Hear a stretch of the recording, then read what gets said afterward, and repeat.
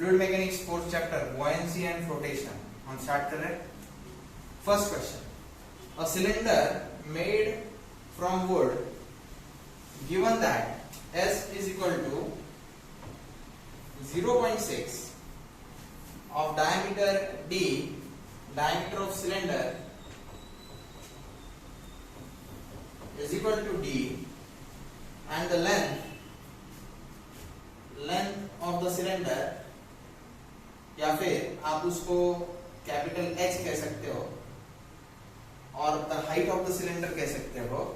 It is given as 2D. Okay, is suspended in water with its axis vertical. It is suspended in water with its axis vertical. ये कैसा situation है यहाँ पे देख लो. When it is suspended vertical, its length become its height. तो length जो है वो उसकी हाइट बन जाएगी और हाइट हमें दिया हुआ है इट इज 2D, और ये जो डायमीटर है ये भी दिया हुआ है. State its condition of equilibrium. ठीक है, फिर से एक बार. A cylinder made from wood S is equal to 0.6 of diameter D and length 2D is suspended in water with its axis vertical. Axis जो है उसका वर्टिकल है. ये पानी में सस्पेंड किया गया है. ये पानी में सस्पेंड किया गया है. State its condition of equilibrium. ये इक्विलिब्रियम में कब है ये मुझे बताना है. सॉरी, ये state its condition of equilibrium, यानी ये स्टेबल है, न्यूट्रल है, अनस्टेबल है, इनडिटरमिनेट है, ये क्या है ये मुझे बताना है. तो मैं इसका प्रूफ आपको दे देता हूं. सबसे पहले कंसीडर करते हैं सिलेंडर.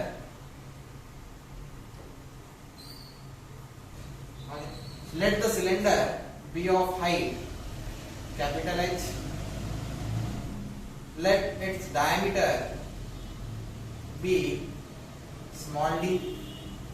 ओके, हम थोड़ी देर के लिए मानते हैं कि वो जो सिलेंडर है वो इमर्स किया गया है inside the water at a distance. Let me say it is immersed in water at a distance y. कितने डिस्टेंस के लिए? y. ओके, तो इसका मैं प्रूफ आपको अभी बताता हूं. यहाँ पे देखो, if this is h, इसका सेंटर ऑफ ग्रेविटी कितने डिस्टेंस पे आएगा? सेंटर ऑफ ग्रेविटी g जो है वो डिस्टेंस h/2 डिस्टेंस पे आएगा. ठीक है, उसके बाद में सेंटर ऑफ बॉयंसी कितने डिस्टेंस पे आएगा? एट डिस्टेंस y/2 डिस्टेंस पे आएगा. ये मैं बता देता हूँ यहाँ पे अलग कलर के पेन से. तो आप जानते हैं ये डिस्टेंस क्या रहेगा? Capital H/2. ये डिस्टेंस क्या रहेगा? It is y/2. And let me define this is my vertical axis. ये पॉइंट को मैं O बोलता हूं जहां से ये डिस्टेंसेस मेजर किए गए. ठीक है, ओके. बाय आर्किमिडीज प्रिंसिपल मैं डेरिवेशन स्टार्ट कर देता हूं. This is water. Okay, let cylinder B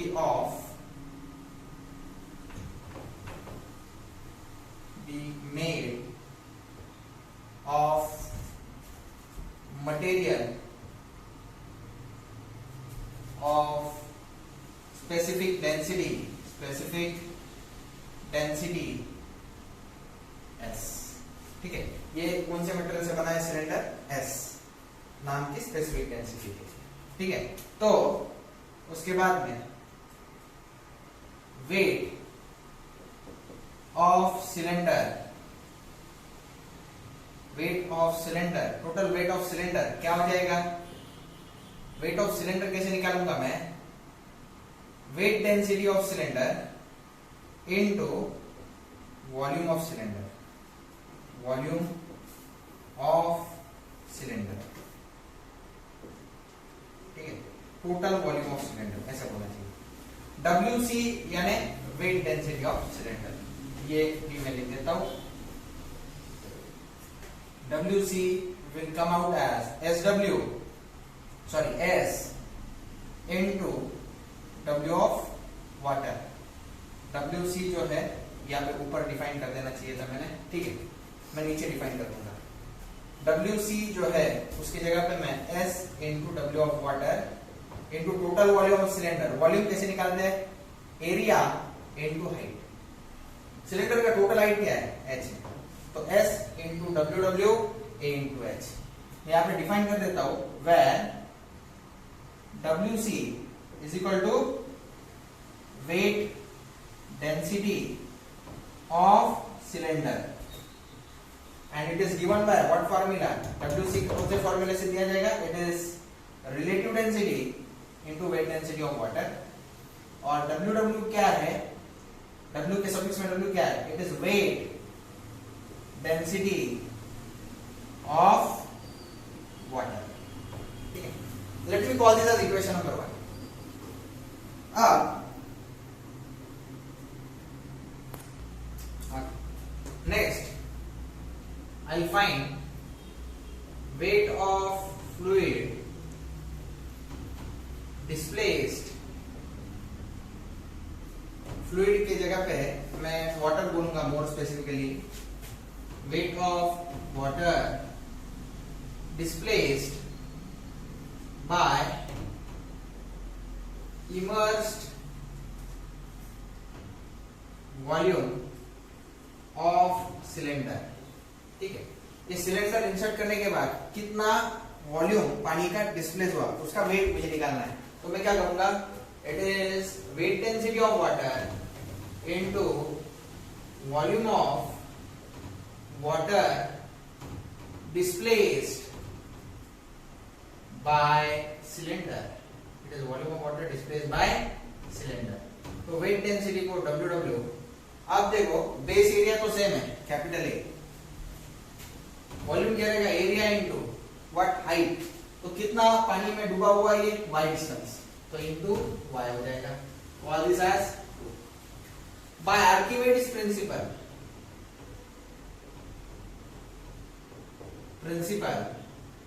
Archimedes principle क्या रहता है? क्या कहता है? जो buoyancy force है, it is equal to the weight of water displaced by volume. Weight of water displaced by immersed volume of cylinder. यानी कि ये जो weight of cylinder है, ये equal to क्या लेना चाहिए मैंने? वेट ऑफ सिलेंडर जो है ये इक्वल टू बॉयंस फोर्स है, लेकिन बॉयंस फोर्स क्या रहता है? It is weight of water displaced bye immersed volume of cylinder. तो ये आर्किमेडिस प्रिंसिपल से मैं अब रिलेशन एस्टेब्लिश करूंगा. ठीक है, तो हम वैल्यू सब्स्टिट्यूट करते हैं. From where? 1 and 2. तो इधर क्या लिखूंगा? S into W of water into A into H. और यहां पे क्या आएगा? W of water into A into Y. ठीक है, अब A जो है दोनों साइड कैंसिल हो गया. W ऑफ वाटर दोनों टाइप कैंसिल हो गया. तो y इक्वल टू क्या रहेगा? S into H. So I got a relation y equal to S into H. ये जो इमर्स्ड डेप्थ है y, ये डिपेंड करेगी on relative density of the material which we are using. y equal to S into H. अब stability define करने के लिए मैं कुछ रिलेशंस आपको एस्टैब्लिश करके देता हूं.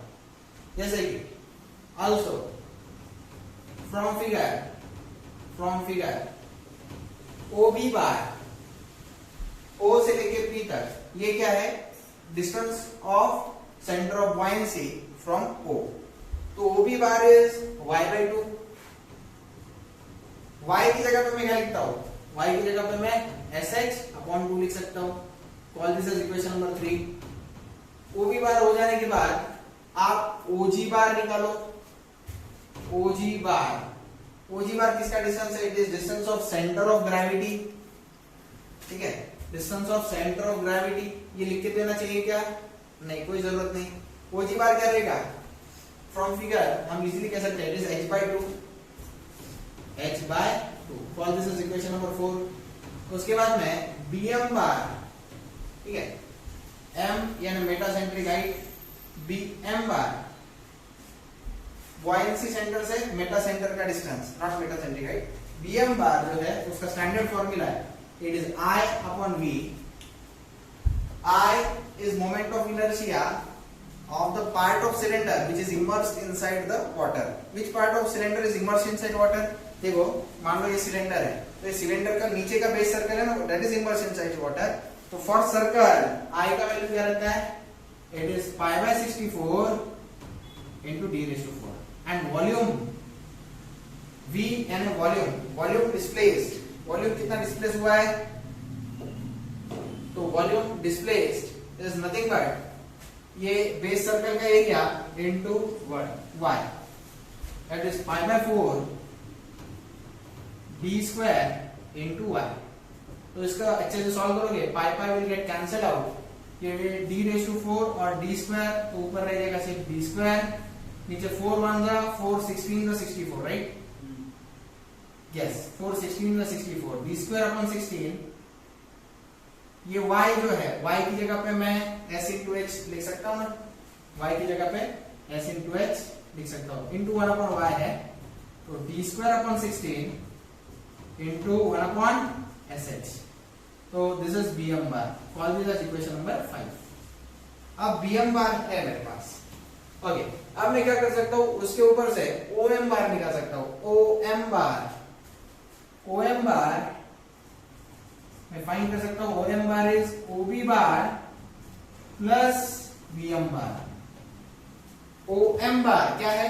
ob बार प्लस bm बार। तो इसमें वैल्यू सब्स्टिट्यूट करेंगे अभी। ob bar is sh/2, bm bar is d²/16 plus 1/sh। इतना याद रख लो अच्छे से, देख के।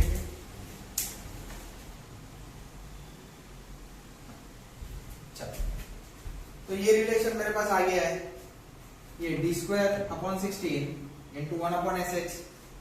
अब इसके बाद में मैं क्या करूंगा, अब ध्यान से सुनो। फॉर स्टेबल इक्विलिब्रियम,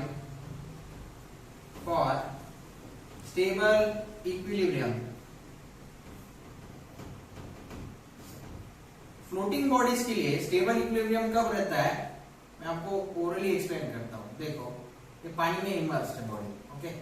ये बॉडी का हाइट है h, उसका डायमीटर है मान लो d, ओके। ये डिस्टेंस है y, ये है इधर कहीं तो भी सेंटर ऑफ ग्रेविटी g, ये centre of buoyancy, centre Meta centre, और नीचे जो पॉइंट है ये o है। तो स्टेबल इक्विलिब्रियम कब होता है? जब मेटा सेंटर जो है m जो है वो om डिस्टेंस जो है वो बड़ा हो as compare to og distance. मतलब मैं कहना क्या चाहता हूं, whenever metacentre is at higher location as compare to centre of gravity, उस समय बॉडी को स्टेबल माना जाता है। तो om bar must be equal to og bar, ठीक है। तो om बार हमने फाइंड आउट किया है, इसका वैल्यू क्या है? It is sh/2 plus d²/16 into 1/sh is equal to greater than, sorry, not equal to, it is greater than og bar. og bar it is just h/2, ठीक है। तो अब यहाँ पे मैं क्या करता हूँ, let d²/16 into 1/sh as it is greater than h/2, sh/2 equal to वो साइड लेके जाओ तो -sh/2 हो जाएगा, सही है। अब यहाँ पे h/2 आप थ्रू कॉमन ले लो तो अंदर 1 - s आएगा, अंदर 1 - s आएगा, ठीक है। उसके बाद में next d²/16 into 1/sh as it is रखा मैंने, ओके। h वो साइड मल्टीप्लाई करूंगा, h into h² हो जाएगा, d² उसके नीचे ले रहा हूं, ठीक है, d² नीचे ले लेंगे, 1/16 as it is, ये 2 वो साइड गया तो 1 into 2 होगा, ये 1 है ना, ये 2 वो साइड गया into 2, 16 as it is, s as it is, 1 minus s यहाँ पे लिखे जाओ, ये 1 minus s, तो ये ऐसे इस तरह से मैंने रीअरेंज कर दिया। अब देखो 2 1s are 2 8s are, तो ये 1 upon 8 s into 1 minus s, it must be greater than h upon t the whole square। इसको अगर रीअरेंज करेंगे taking under root on both side, तो under root of 1 upon 8s 1 minus s must be greater than h upon t। This is the condition for stable equilibrium, ठीक है। या फिर आप इसको रीअरेंज करके अच्छे से लिख सकते हो। इसको रीअरेंज करके कैसे लिखेंगे हम लोग, यहाँ पे लिखता हूं h upon t must be less than, ये ऐसे उल्टा लिखा तो ये क्या है, लेस देन है ना, अंडर रूट ऑफ व्हाट, ये अंडर रूट ऑफ 1 तो 1 ही रहता है, तो 1 upon s into 1 minus s। So this is the final formula, this is the final formula. इसको बॉक्स करेंगे, इसका बॉक्स मैं हटा देता हूं। सो ये जो मैंने डिजाइन किया हुआ है ये कंडीशन फॉर स्टेबल इक्विलिब्रियम है। अपने केस में मैं एलएचएस चेक करता हूं। एलएचएस क्या है, एलएचएस का फॉर्मूला क्या है, h upon t, ठीक है। डायमीटर टू d सही है, लेकिन h का वैल्यू क्या है, 2d दिया हुआ है, तो क्या आ गया एलएचएस, dt कैंसिल, 2 आ गया ये क्वेश्चन में। ओके, आरएचएस चेक करो। आरएचएस क्या है, 1 upon under root of 8s 1 minus s, 1 upon दिखाई दे रहा है क्या, ये 8 इंटू s की वैल्यू कितनी है, 0.6 है, 0.6 इंटू 1 माइनस 0.6, कैल्सियम में डालो, इसका आंसर क्या आता है, आरएचएस का चेक करो, तो आंसर आएगा 0.7216, 0.7216। अब यहाँ पे आप देख सकते हो एलएचएस बड़ा है एज कंपेयर टू आरएचएस, लेकिन मुझे क्या चाहिए था, एलएचएस छोटा एज कंपेयर टू आरएचएस चाहिए था। यहाँ पे आप देख सकते हो LHS is not less than RHS, LHS बड़ा है as compare to RHS, that is LHS is not less than RHS, so it is not a stable system. ये जो गिवन क्वेश्चन है ये स्टेबल नहीं है, तो ये क्या हुआ, स्टेबल नहीं है तो अनस्टेबल, सो अनस्टेबल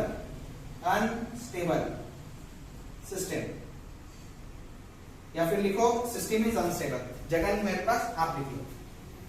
तो ये डेरिवेशन अच्छे से समझ लो, ये डेरिवेशन आगे बहुत सारे न्यूमेरिकल सॉल्व करने में हेल्प करेगा। आगे से मैं डेरिवेशन नहीं करूंगा, मैं डायरेक्टली ये प्रॉपर्टी यूज करने वाला हूं, h upon d must be less than 1 upon under root of 8s into 1 minus s।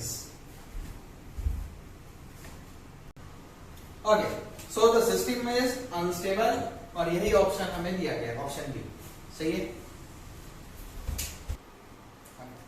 और 10 सेंटीमीटर स्टील क्यूब है, तो हर साइड सेम ही होगी उसकी, एक साइड 10 सेंटीमीटर है, मानो तीनों साइड कितनी है, 10 सेंटीमीटर ही है। Having relative density 7.6 is submerged in 2-layered fluid, the bottom layer being mercury, which is having a relative density 13.6, and the top layer being water, the height of the cube above the liquid interface is।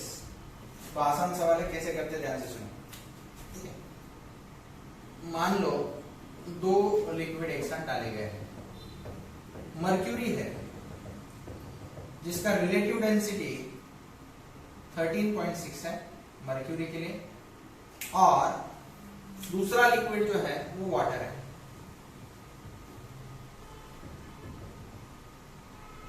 Water के लिए S का value क्या रहता है, 1 रहता है, okay. अब उनके बीच में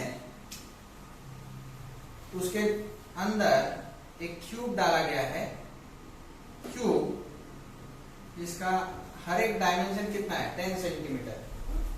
10 सेंटीमीटर में कितना होता है, 0.10/100 कर दो, 0.1 मीटर। तो हाइट भी कितनी हुई उसकी, 0.1 मीटर, 0.1 मीटर, ओके। तो उन्होंने क्या पूछा है, the height of cube above the liquid interface. Liquid interface मतलब ये सेपरेशन लाइन देख रहे हो, this is called as liquid interface, liquid interface. ठीक है, तो height of cube above liquid interface, let me call it as X. तो below liquid interface height क्या हो जाएगी, ये टोटल हाइट 0.1 है, तो वो हो जाएगी 0.1 माइनस एक्स। ठीक है, तो मैं लिखता हूं let height of cube above liquid interface is equal to X. ठीक है, तो height of cube below liquid interface क्या हो जाएगी फिर, इट इज 0.1 माइनस एक्स। ठीक है, सही है, लॉजिक सही है। ओके सर, आपने मर्क्यूरी नीचे क्यों निकाला और वाटर ऊपर क्यों ड्रॉ किया? रीजन ऐसा है, मर्क्यूरी की डेंसिटी ज्यादा है, वाटर की डेंसिटी कम है, तो ऑफ कोर्स मर्क्यूरी नीचे रहेगा, वाटर ऊपर रहेगा। और ये जो स्टील क्यूब है इसकी डेंसिटी कितनी है, एस, इसको मैं s के सफिक्स में s लिख देता हूं, s के सफिक्स में s मतलब स्टील क्यूब है, तो उसकी डेंसिटी है 7.6। ओके, चलो, तो इसको सॉल्व कैसे करेंगे, वही बाय आर्किमिडीज प्रिंसिपल। क्या रहेगा, this weight of cube, weight of cube जो है, वेट ऑफ स्टील क्यूब, इसको किसने बैलेंस किया है, इसको buoyancy फोर्स ने बैलेंस किया है, and that buoyancy force by Archimedes principal is what, it is the volume of liquids displaced, volume, wait of volume of liquids displaced. ठीक है, तो it is weight of volume of liquids, कौन से liquids, mercury plus water displaced by Q. ठीक है, these both things must be same for equilibrium condition. तो weight of steel cube कैसे निकालेंगे, it is let me say it is इसको मैं क्या ऐसे लिखूंगा, ध्यान से सुनो। वेट ऑफ स्टील क्यूब को W के सफिक्स में, कैपिटल W के सफिक्स में S लिखता हूं। Wait of volume of liquid displaced, तो दो तरह के लिक्विड्स रहेंगे, एक पहला क्या रहेगा, wait of volume of mercury displaced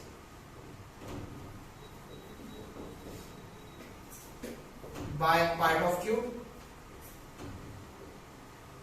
plus weight of, ये दिखाई नहीं दे रहा है, plus weight of volume of water displaced bye remaining part of cube. तो इसको कैसे सॉल्व करेंगे, देखो, वेट ऑफ क्यूब कैसे करेंगे, वेट ऑफ क्यूब कैसे करेंगे, it is weight density of steel cube into volume of cube, बराबर है, weight density of steel cube into volume of cube. Wait of volume of mercury displaced by part of cube क्या रहेगा, it is weight density of mercury into volume of lower part of cube in mercury, बराबर है। इस cube ने mercury के कितना volume displace किया है, उतना वॉल्यूम डिस्प्लेस किया है जितना पार्ट इस मर्क्यूरी के अंदर इमर्ज है, जो कि लोअर पार्ट है, प्लस इधर क्या होगा, wait of water, wait density of water into volume of upper part of cube which is in upper part of cube, किसके अंदर है, वाटर के अंदर, in water, तो देखो आप जानते हो वेट डेंसिटी मतलब क्या है, यूनिट क्या है, न्यूटन पर मीटर क्यूब। उसको मीटर क्यूब से मल्टीप्लाई किया, मीटर क्यूब कैंसिल, तो न्यूटन यानी क्या है, वेट है। तो चालू करते हैं। Wait density of mercury, wait density of mercury क्या होता है, it is S for mercury into weight density of water. ये स्टैंडर्ड है, ठीक है। देखो भाई मैं आपको एक्सप्लेन कर देता हूं। Wait density of steel, wait density of steel क्या होता है, it is S for steel into W water. वैसे वेट ऑफ मर्क्यूरी क्या होता है, it is S for mercury into W water. ये तो स्टैंडर्ड है, स्टैंडर्ड फॉर्मूले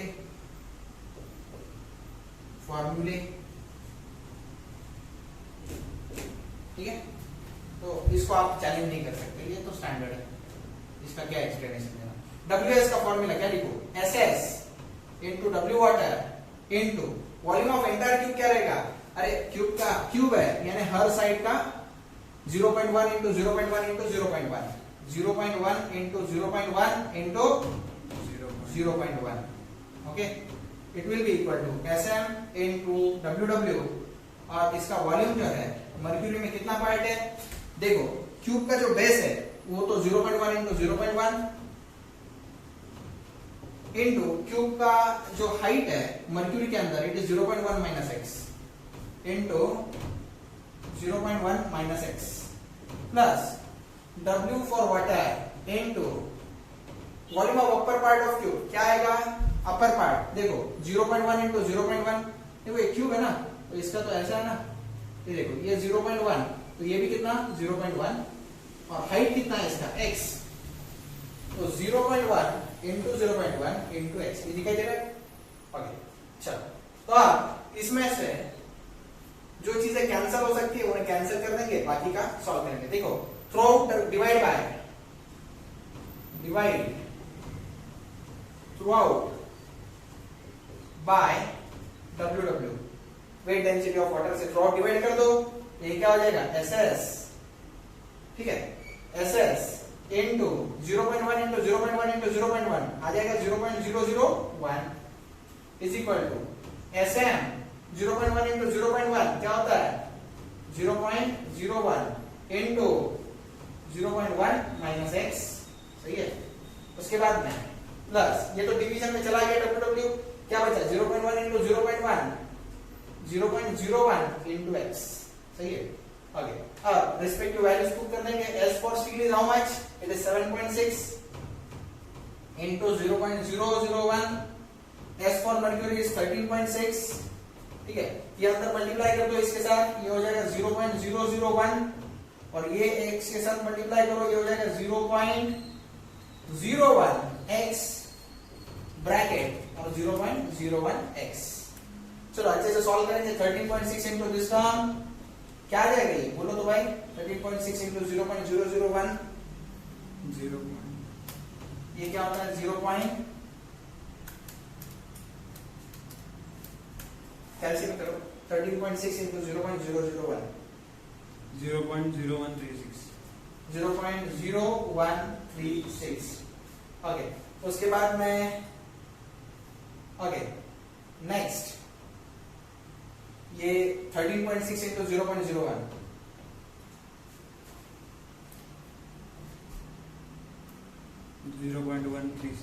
136x प्लस 0.01x, ओके। ये 7.6 इंटू 0.01 कितना होता है, it is how much 0.076, okay.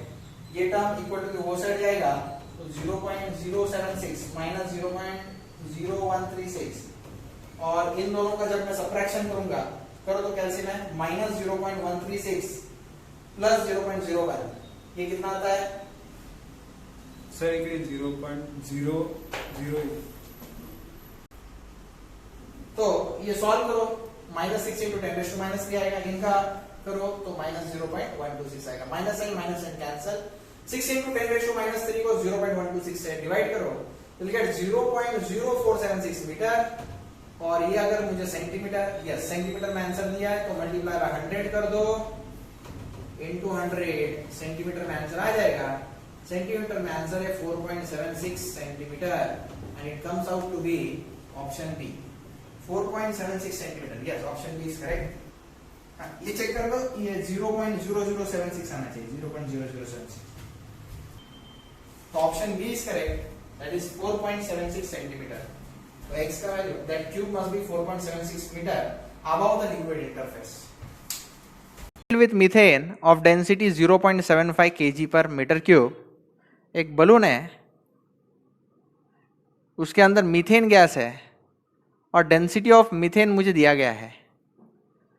It is given as 0.75 kg per meter cube. It is allowed to float in air. It is floating in air. Surrounding में कौन है? Surrounding में है air और रो एयर मुझे गिवन है. It is rho air is 1.25 kg per meter cube. Rho for methane is 0.75 kg per meter cube. Okay. Assume that density of air to be 1.25 kg per meter cube. यहाँ पे cube होना चाहिए, mistake है.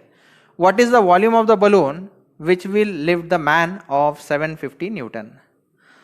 ठीक है, इसको एक man attached है जिसका वेट कितना है 750 न्यूटन है. तो इसको सॉल्व कैसे करेंगे? सेम आर्किमेडिस प्रिंसिपल हम अप्लाई करेंगे. यहाँ पे क्या होगा, वेट ऑफ एयर जो है, जो डिस्प्लेस होगी इस टोटल सिस्टम के कारण, it must be equal to weight of man plus weight of methane balloon. ठीक है, समझा गया? Weight of air which will be displaced must be equal to weight of methane balloon and weight of man. ठीक है, for equilibrium condition. तो weight of air क्या होगा? It is density of air into g. density of air into g मतलब weight density होता है into volume of air. ठीक है, उसके बाद में into is equal to 750 is the weight of man. Weight of methane balloon ये क्या रहेगा? Rho of methane into g into volume of methane balloon. अब देखो, ये मीथेन बलून जो है, ये मीथेन की जो वॉल्यूम होगी उतनी वॉल्यूम डिस्प्लेस होगी एयर की. जितनी मीथेन की वॉल्यूम होगी उतनी एयर की वॉल्यूम डिस्प्लेस होगी. तो ये जो वॉल्यूम है और ये जो वॉल्यूम है, ये दोनों सेम है. ठीक है, तो इनके लिए मैं वी लिख सकता हूं. और जी की वैल्यू उन्होंने 10 लेने को कहा है. Rho for air is how much? 1.25 into 10. यहाँ पे 750. Rho of methane is 0.75 into G की वैल्यू 10, वॉल्यूम के लिए V. 0.75 into 10 is 7.5. 1.25 into 10 is 12.5. तो 12.5 वी और 0.75 इंटू 10 इक्वल टू के वो साइड जाएगा. 0.75 इंटू 10 इज 7.5 इंटू वी, तो वो साइड गया तो -7.5 into V is equal to what? 750. 12.5 V minus 7.5 V, I will get 5 V equal to 750. 5 आप नीचे डिवाइड कर दो तो वॉल्यूम क्या हो जाएगा? इट इज 750 डिवाइडेड बाय 5, तो it will come out as 150 metre cube. तो इतना बड़ा वॉल्यूम चाहिए अगर आपको किसी इंसान को बलून के साथ उड़ा देना है हवा में. A wooden rectangular block of length L is made to float in a water with its axis vertical. एक rectangular block है, मैं आपके लिए ड्रॉ कर देता हूं. It is having a length L. Okay. Is made to float in a water. It is made to float in a water. मैं water भी बना देता हूँ आपके लिए. मान लो ये इतने लेवल तक पानी है. Okay. It is made to float in a water with its axis vertical. उसकी एक्सिस जो है वो वर्टिकल है, तो एक्सिस भी ड्रॉ कर देते हैं. This is the axis of this rectangular block. The center of gravity of floating body is 0.15 L. 0.15 L above the center of buoyancy. तो buoyancy मैं डिफाइन कर देता हूँ. यहाँ पे है buoyancy B और सेंटर ऑफ ग्रेविटी ऊपर है, और इन दोनों में जो डिस्टेंस है वो डिस्टेंस मैं आपको लिख के देता हूँ. ये जो डिस्टेंस है ये इन्होंने कितना बताया है, it is 0.15 L. Above the center, what is the specific gravity of the wooden block? Specific gravity of wooden block and S for wooden block मुझे निकालना है. तो आसान है, सॉल्व कैसे करेंगे ध्यान से सुनो. Let me call this as origin O. ठीक है, तो यहाँ पे देखो मुझे सेंटर ऑफ ग्रेविटी का डिस्टेंस बताया गया है. ठीक है, लेकिन O से G तक आपको डिस्टेंस पता है. ठीक है, O to G, OG बार कितना होता है, सेंटर ऑफ ग्रेविटी कैसे निकालते हैं, इट इज L/2. L/2 यानी 0.5 L है. ओके, O से G तक कितना है, 0.5 L है. अब मुझे BG बार गिवन है, गिवन क्या है, BG बार गिवन है, कितना है BG bar, it is 0.15 L. Okay, अब OB बार अगर मैं निकालू, OB बार ये क्या रहेगा, it is OG bar minus BG bar. OG बार कितना है, OG बार इज 0.5 L और BG बार कितना है, 0.15 L. तो दोनों को सबट्रैक्ट करो, कितना आ जाएगा, 0.35 L. ठीक है, अरे कॉमन सेंस है ना.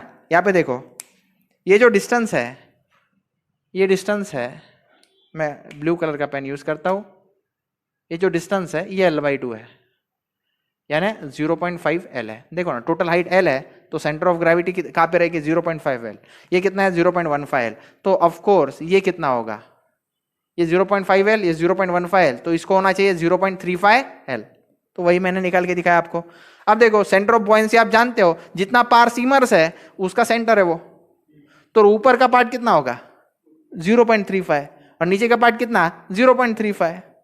ठीक है, तो length of rectangular bar immersed in water is how much, it is 0.35 into 2. देखो ना, ये 0.35, तो टोटल कितना होगा, ये कितना हो जाएगा, बोलो भाई. y इक्वल टू क्या होगा, y इक्वल टू क्या होगा, it is 0.35 into 2, 0.35 into 2, 0.35 L into 2 यानी 0.7 L. 0.35 L into 2, it will come as 0.75 L. सही है. ओके, अब सारा डेटा मेरे पास आ गया है. अब मैं आर्किमेडिस प्रिंसिपल यहाँ पे अप्लाई करूंगा और S की वैल्यू निकाल लूंगा. कैसे करते देखो. ओके, तो by Archimedes principal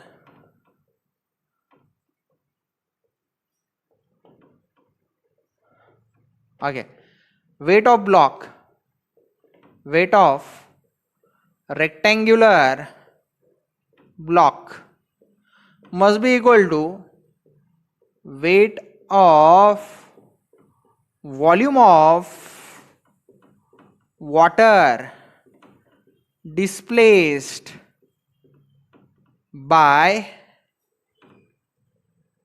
rectangular block.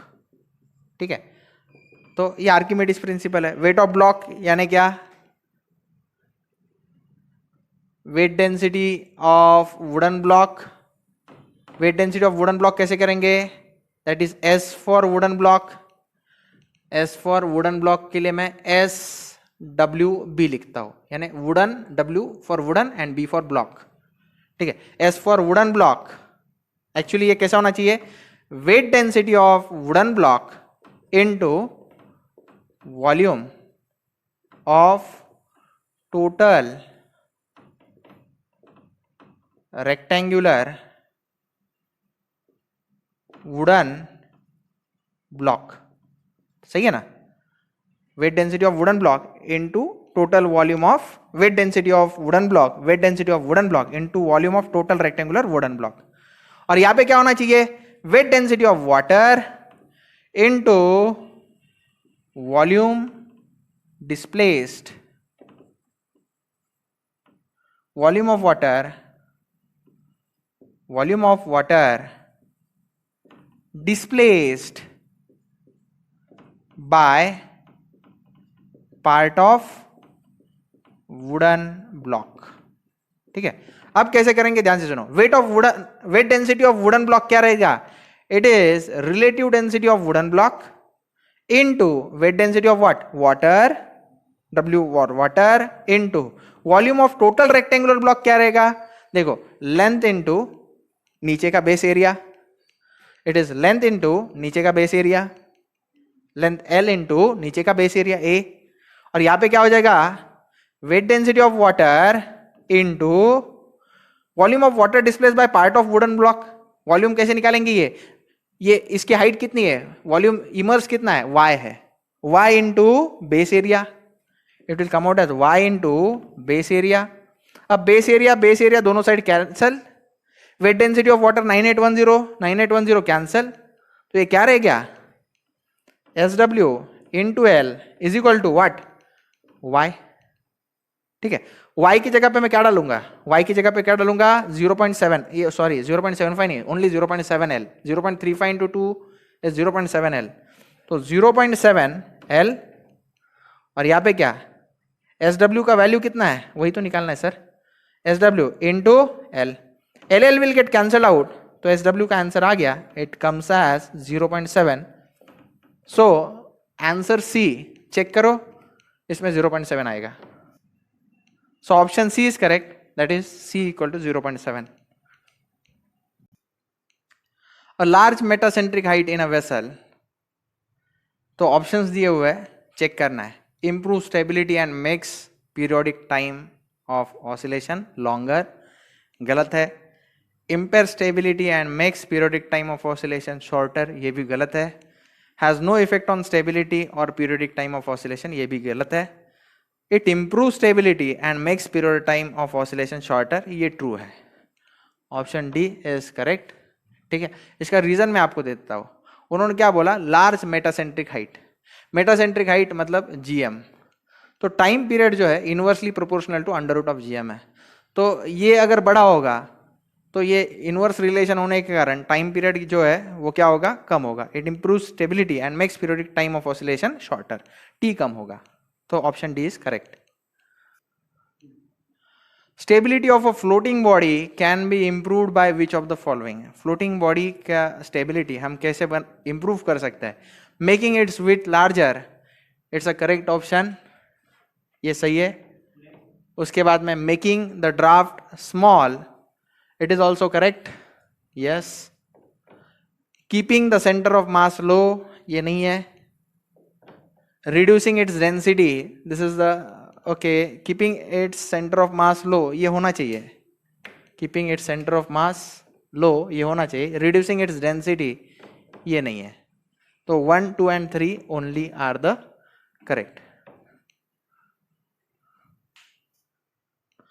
Okay. A wooden cylinder, circular cross section and uniform density, specific gravity 0.6. ठीक है. एक वुडन सिलेंडर है, तो सिलेंडर मैं ऐसे ड्रॉ कर देता हूं. ओके. इसकी specific gravity of cylinder S for cylinder given है 0.6. Is required to float in oil of specific gravity 0.8. ठीक है. तो इसको ऑयल के अंदर फ्लोट होना है. इस ऑयल के लिए S दिया गया है 0.8. If the diameter of cylinder is D, diameter कितना दिया है सिलेंडर का? D. Then what is the maximum limit of height in terms of D? I want to find H in terms of D. ये हमारा question number 1 जो हमने derive किया था ना उसके जैसा है. ठीक है. तो क्वेश्चन नंबर 1 मैंने डिराइव किया था उसके जैसा ही है. What is the maximum limit of the height in terms of D for cylinder to float with its longitudinal axis vertical? तो H in terms of D तब दिया हुआ था. इस बार H in terms of D मुझे निकालना है. तो इसको सॉल्व करने के लिए सेम टेक्निक, डेरिवेशन 1 सबने किया था तो उसके जैसे ही करनी है. तो टेक्निक क्या है ध्यान से सुनो. Weight of cylindrical block, cylinder लिखता हूं सिर्फ, cylinder is equal to weight of volume of cylinder, weight of volume of cylinder displaced by weight of volume of oil चाहिए, weight of volume of oil चाहिए displaced by part of cylinder. ठीक है, cylinder का कुछ part इसमें डूबा हुआ होगा, उस पार्ट ने कुछ वॉल्यूम ऑयल का डिस्प्लेस किया होगा, उस वॉल्यूम का वेट दोनों सेम रहेंगे बाय आर्किमेडिस प्रिंसिपल। ठीक है, तो ये वेट ऑफ सिलेंडर क्या रहेगा, it is weight density of cylinder into volume of total cylinder. उसके बाद में weight of volume of oil क्या रहेगा, wait density of oil into volume of oil displaced by part of cylinder immersed in it, immersed in it. यानी कैसे, ध्यान से सुनो। अब बेस एरिया जो है, बेस एरिया सिलेंडर का क्या रहता है, π/4d²। ठीक है, तो दोनों केस में वो सेम रहेगा, W oil base area into, इस केस में हाइट जो है वो क्या रहेगी, Y। कितनी इमर्स है, Y। और ये केस में क्या रहेगा, it is W for cylinder area into क्या रहेगा, टोटल हाइट क्या है, टोटल हाइट H है, तो A will get cancel out. Okay, W for oil, इसके जगह पे मैं क्या लिख सकता हूं, it is S for oil into W for water into Y। और W for cylinder, okay, cylinder को मैंने S क्यों लिखा, W फॉर सिलेंडर C लिखना चाहिए। ओके, C, WC के लिए क्या लिखूंगा, S for cylinder into W for water into H। W water दोनों तरफ कैंसिल हो जाएगा। S सिलेंडर का वैल्यू मैं पुट कर देता हूं, S सिलेंडर का वैल्यू कितना है, 0.6 into H is equal to S for oil कितना है, S फॉर ऑयल कितना है, S for oil is 0.8 into Y। सही है, तो H क्या हो गया, it is 0.8 upon 0.6 into Y। Okay, H equal to 0.8 divide by 0.6, calci में करो कितना होता है, 0.8 divided by 0.6,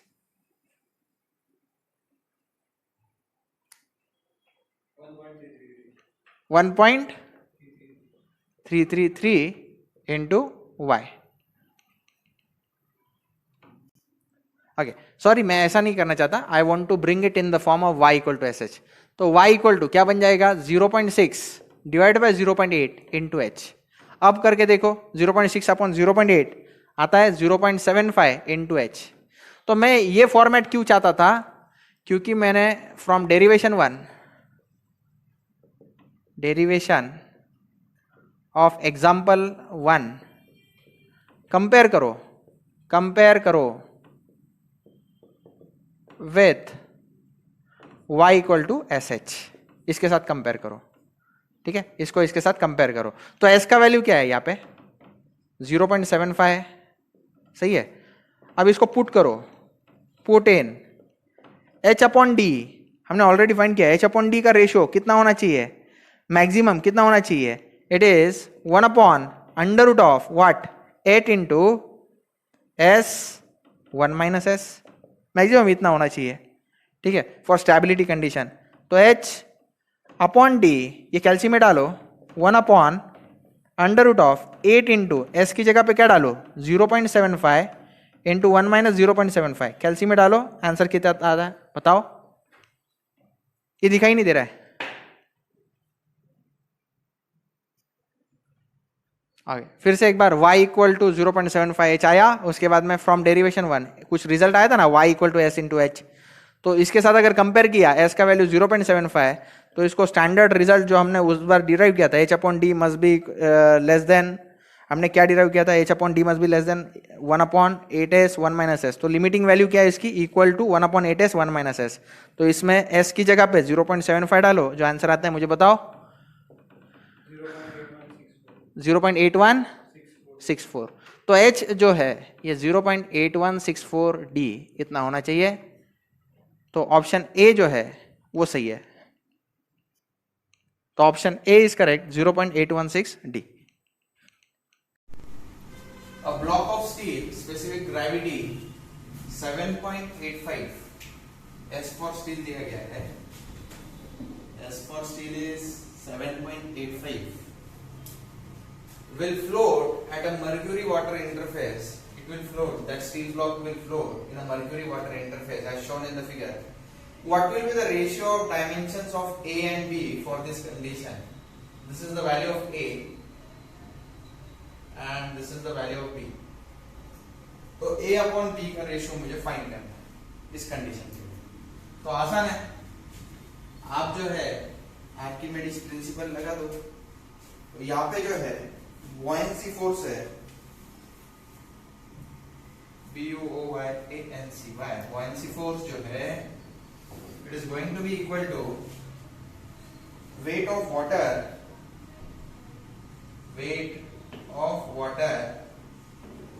and mercury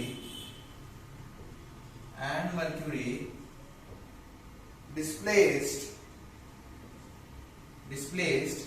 by the steel block. ठीक है. या फिर buoyancy force की जगह पे मैं लिख सकता हूं weight of steel block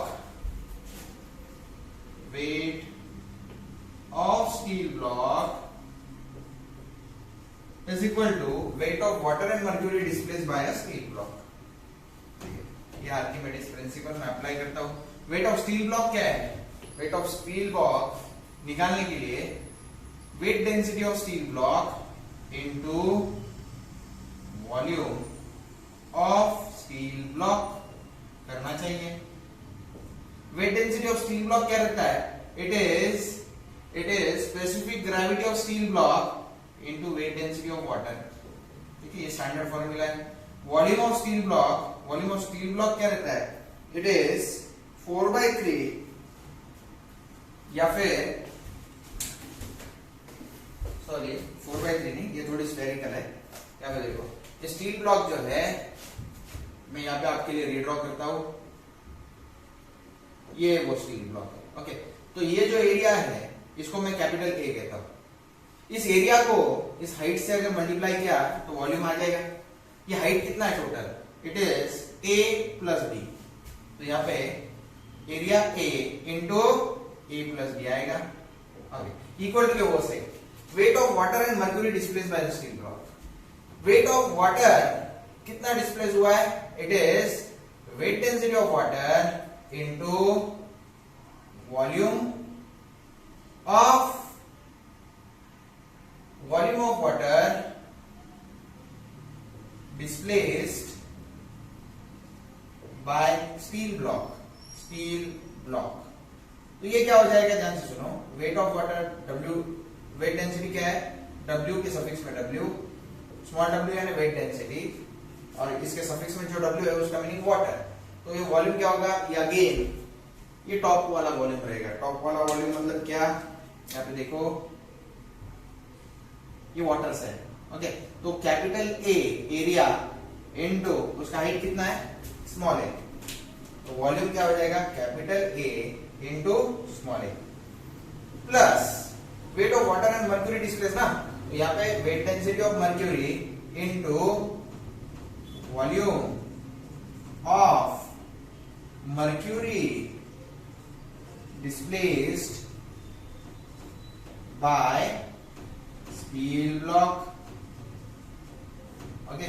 तो weight density of mercury W के सफिक्स में वॉल्यूम क्या रहेगा? It is capital A into mercury के लिए हाइट जो है वो उसको हमने स्मॉल b कंसीडर किया है इनटू b. ओके. अब नेक्स्ट इसमें क्या करोगे? अच्छा, ये वेट डेंसिटी ऑफ मर्क्यूरी की जगह पर मैं क्या लिख सकता हूं? उसकी जगह पे मैं लिख सकता हूं S for mercury into weight density of water. Throughout divide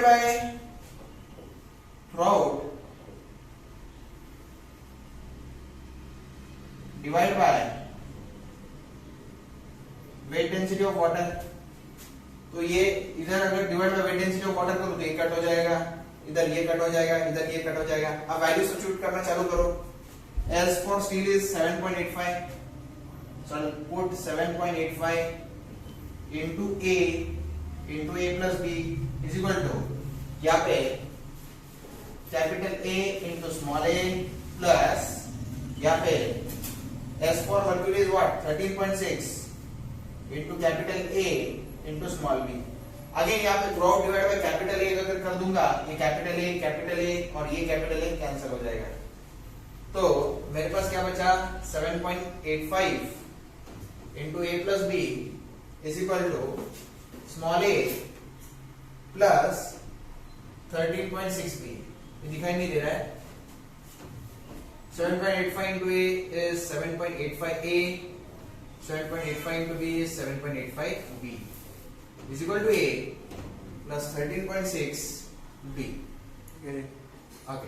Next, अब a के टर्म्स एक बाजू, ये a वो साइड गया तो सबट्रैक्ट करना पड़ेगा. 7.85 a minus a, I'll get 6.85 a. ये 13.6 b, ये वो साइड गया तो ऐड करना पड़ेगा, तो कैल्शियम में कर लो 13.6 b.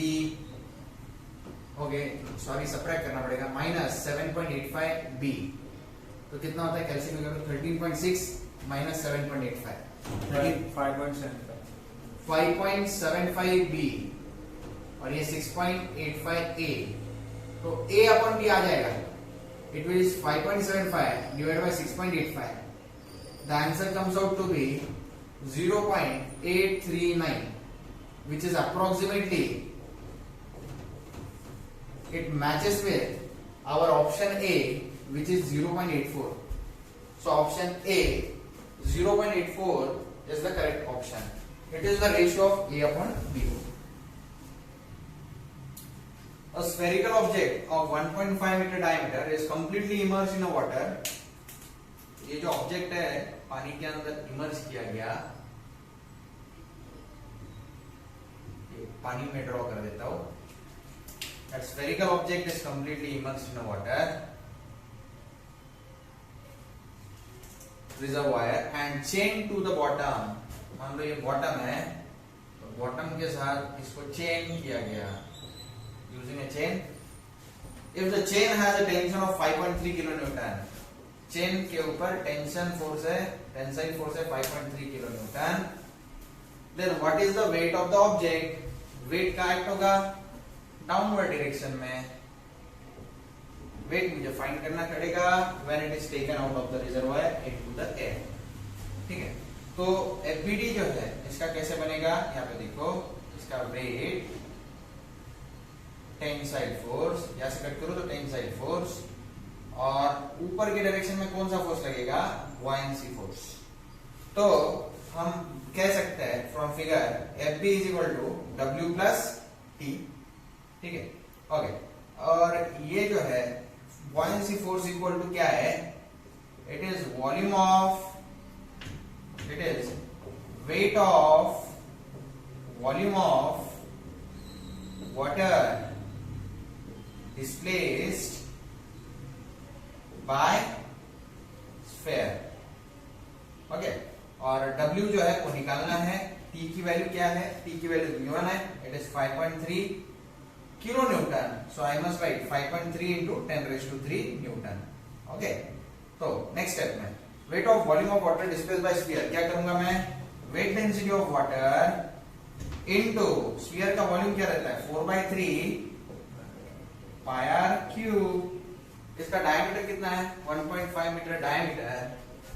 It is having a diameter of 1.5 metre, तो रेडियस क्या हो जाएगा 0.75 metre. 0.75 metre is the radius. Radius के लिए कैपिटल आर यूज करता हूं मैं.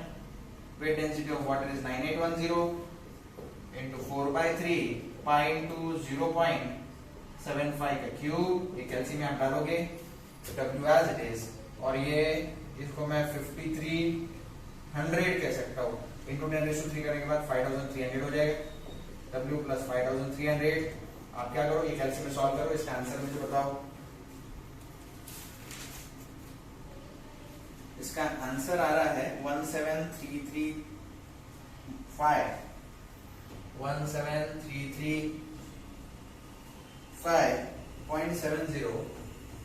Is equal to W plus 5300. 5300 वो साइड जाके सबट्रैक्ट करेगा, तो W का आंसर आएगा 17335.70 minus 5300, it comes out to be something,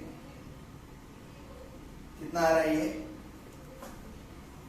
कैलसी में डालो, सब्ट्रैक्शन कितना आ जाएगा, 12,035. 12,035, राइट, Yes. न्यूटन। तो W जो है 12.035 किलो न्यूटन आएगा, which comes out किस ऑप्शन के साथ मैच हो रहा है, ऑप्शन ए के साथ मैच हो रहा है, that is approximately 12 kilo Newton. So this is my correct answer, option A is the correct answer, answer A correct है, ऑप्शन ए 12 किलो न्यूटन।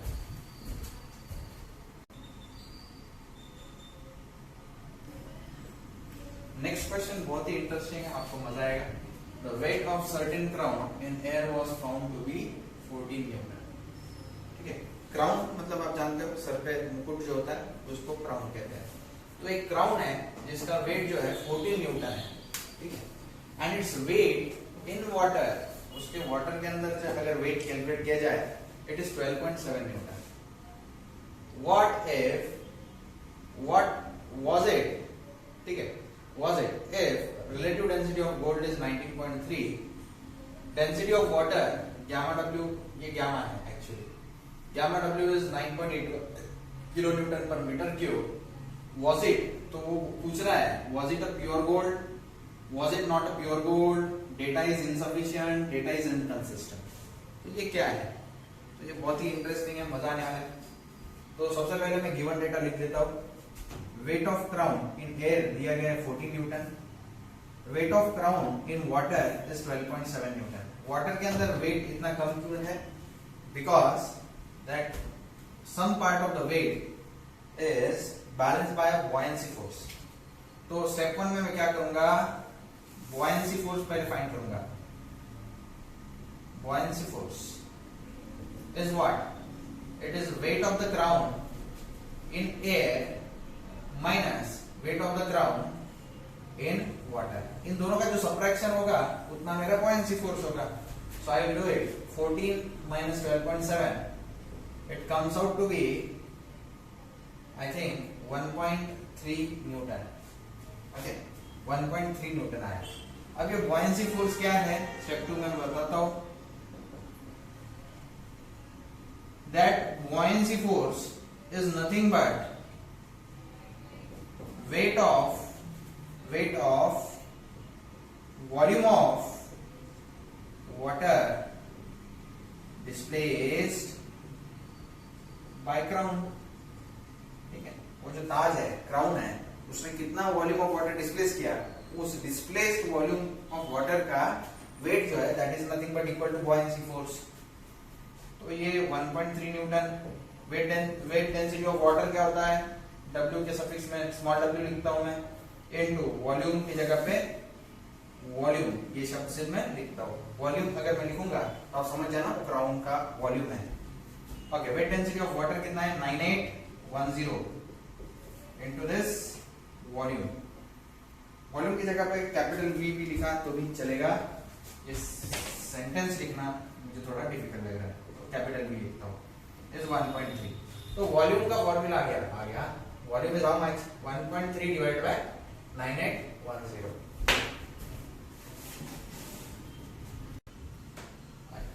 ये वॉल्यूम का फॉर्मूला आ गया। This volume is in metre cube. Okay, तो उसके बाद step 3 में क्या करने जा रहा हूं, ध्यान से सुनो। अब मेरे पास वॉल्यूम आ गया, ठीक है, तो इतना वॉल्यूम डिस्प्लेस हुआ है, ये क्राउन का वॉल्यूम है। अगर ये क्राउन सच में सोने का बना होता तो इसका वेट कितना होना चाहिए था, if the crown is made of pure gold, then its weight would be ठीक है इक्वल टू, अगर ये प्योर सोने का बना रहता तो उस क्राउन का वेट कितना रहता, it would be weight density of gold into volume of that crown into volume of crown, सही है। तो वेट डेंसिटी ऑफ गोल्ड क्या है? It is S for gold into weight density of water, water is the standard thing for weight density, into that volume. Wait density of gold कितना है? It is 19 point how much 3। Wait density of water कितना है? 9810, सही है। और volume कितना है? It is 1.3 divided by 9810, 9810 would get cancelled out. 19.3 into 1.3 it will come out around 25. तो वो जो आंसर है इट इज 25.09 न्यूटन। तो अगर ये प्योर गोल्ड का होता तो इसका एयर में वेट जो है, if the ground is made of pure gold then its weight in air would be 25.09 Newton. But for given crown of same volume, its weight in air is equal to कितना दिया है? weight in air कितना दिया है? 14 newton, ठीक है। which is and 14 Newton is less than 25.09 Newton. It implies that crown is not made of pure gold. Crown is not made of pure gold. एक crown जो है it is not a pure gold. इसमें मिलावट है, इसलिए ऐसा हो रहा है। So option B is correct. It is not made of pure gold.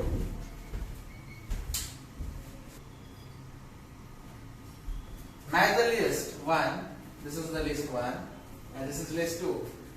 Regarding a body partially submerged in a liquid and select the correct answer using the codes given below.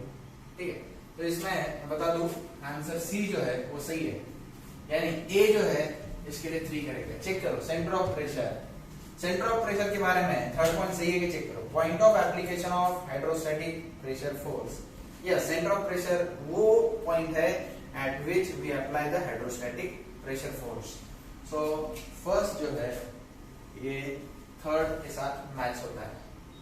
उसके बाद में बी के साथ 4 है centre of gravity कौन सा point है? Point of application of the weight of the body, ये तो आप बचपन से जानते हो इंजीनियरिंग के फर्स्ट ईयर से। सेंटर ऑफ ग्रेविटी वो पॉइंट है जहां पे we can assume that entire weight of the body is applicable on that point. Centre of buoyancy, जहां पे बॉयंसी फोर्स अप्लाई होता है वो सेंटर ऑफ बॉयंसी होता है। तो इसका ऑप्शन 1 सही है।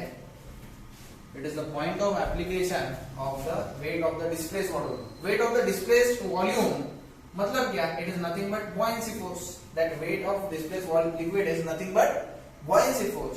तो वो ऐसा पॉइंट है जहां पे बॉयंसी फोर्स लगता है, it is centre of buoyancy. और मेटा सेंटर क्या होता है? मेटा सेंटर क्या होता है मैं फिर से समझाता हूँ। मेटा सेंटर क्या होता है जिनको नहीं पता, मान लो ये ब्लॉक है, इसको पानी में रख दिया, ये फ्लोट कर रहा है मान लो, ठीक है। इसको मैंने थोड़ा सा पुश कर दिया तो ये एक ऐसे ऐसे ऐसे ऐसे ट्विस्ट होगा और हमें ऐसा लगेगा किसी एक पॉइंट के अबव ये ऑसिलेट हो रहा है, और वो जो पर्टिकुलर पॉइंट है इसको कहते हैं मेटा सेंटर।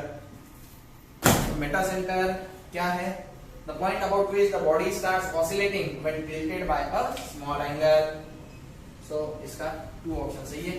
तो moral of the story, option C is the correct option. When a ship enters a sea from a river, one can expect it. ठीक है, तो देखो सी उन्होंने क्या कहा है? When a ship enters a sea, समुद्र में जा रहा है from a river, ठीक है। कैसा है? मान लो ये रिवर है, दिस इज रिवर। रिवर के बाद सी के अंदर शिप जा रहा है, ये केस 1 केस 2 यहाँ पे आ गई हमारी शिप। तो उनका क्या कहना है? To rise a little, to sink a little, to remain at the same level, to rise और fall depending on the whether it is of wood और स्टील। तो ये ऑप्शन तो गलत है, इसके ऊपर डिपेंड नहीं करता। To remain the same level of craft, ये भी गलत है। टू सिंक अ लिटिल, ये भी गलत है। ये सही है, टू राइज अ लिटिल। ऐसा क्यों? मैं बताता हूँ। रिवर वाटर जो है इसका वेट डेंसिटी अप्रोक्सीमेटली 1000 kg पर मीटर क्यूब है, ठीक है। प्योर वाटर अगर है तो सी वाटर, इसमें सॉल्ट कंटेंट ज्यादा है तो इसका डेंसिटी ज्यादा है, तो इसका डेंसिटी ज्यादा होने के कारण शिप जो है थोड़ा सा ऊपर लिफ्ट हो जाएगा। इसका सी वाटर का डेंसिटी अराउंड 1025 केजी पर मीटर क्यूब या फिर 1050 केजी पर मीटर क्यूब भी होता है, जहाँ पे सॉल्ट कंटेंट बहुत ही ज्यादा है वहां पर। तो ऑप्शन ए इज करेक्ट। इसका डेंसिटी जो है, density of river water is less than density of sea water, so ship will rise a little when it enters sea from a river. This is the answer. Option A is correct. A metal block is thrown into a deep lake. As it sinks deeper in water, the buoyant force acting on it will remain the same. ठीक है, buoyant force depth के साथ change होता है ऐसा नहीं है. Buoyant force is nothing but weight of water displaced by that particular block. तो एक जितना वॉल्यूम यहाँ पे डिस्प्लेस किया है किसी पर्टिकुलर हाइट पे, उतना ही वॉल्यूम नीचे भी डिस्प्लेस होगा, तो उस पे कोई फर्क नहीं पड़ता. buoyant force will remain the same. It will not change with respect to height. An iceberg has 12% of its volume projecting above the surface of the sea. ठीक है, मान लो मैं अभी ड्राइंग ड्रॉ करके देता हूँ आपको. Let me say this is a sea level और एक आइसबर्ग है. ठीक है, तो आइसबर्ग जो है उसका कितना परसेंट ऊपर है? 12%. This is 12%. और नीचे कितना रहेगा? फिर नीचे कितना रहेगा पानी के अंदर? 1200 minus 12 it will come out as 88%. Okay, और टोटल वॉल्यूम कितना रहेगा? 100%. Let me define this as volume above sea is equal to 12% यानी 12 upon 100 0.12 and volume below C BS यानी below C, it is 88 upon 100 is equal to 0.88. और volume total जो है volume above C plus volume below C, total volume जो है वो क्या है? Volume above C into plus volume below C. ठीक है, तो above C कितना परसेंट? 0.12 और below C कितना है? 0.88. ठीक है, तो टोटल कितना होता है? 1. ठीक है, let me assign a unit for this. Metre cube से मीटर क्यूब बोलो, कोई प्रॉब्लम से. हाँ, तो an iceberg has 12% of its volume projecting above the surface of the sea if the density of sea water is 1025. इस sea water का density दिया है 1025 kg per meter cube. The density of iceberg is, तो density of iceberg मुझे निकालना है. ठीक है, तो सॉल्व कैसे करूंगा? अब आर्किमिडीज प्रिंसिपल क्या कहता है? Weight of iceberg is equal to weight of volume of sea water displaced by iceberg. सही है. weight of iceberg कैसे निकालूंगा मैं? it is weight density of iceberg into total volume of iceberg. Total volume of iceberg.